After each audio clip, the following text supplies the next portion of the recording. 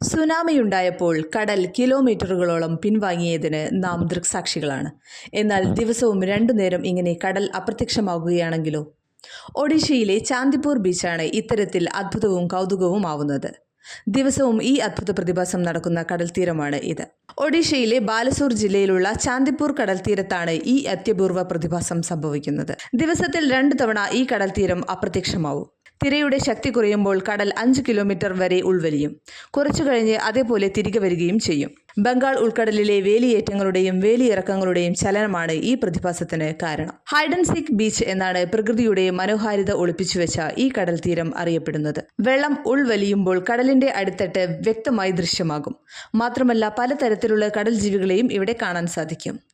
കടൽ ഉൾവലിയുമ്പോൾ സന്ദർശകർക്ക് ഇതിലൂടെ നടക്കാൻ അനുമതിയുണ്ട്. എന്നാൽ പ്രദേശത്തെ ആളുകൾ നൽകുന്ന നിർദ്ദേശങ്ങൾ കർശനമായും പാലിച്ചിരിക്കണം. കാരണം കടൽ തിരിച്ചെത്തുന്നത് അതിവേഗത്തിൽ കൂറ്റൻ തിരമാലകളോടുകൂടിയാവും.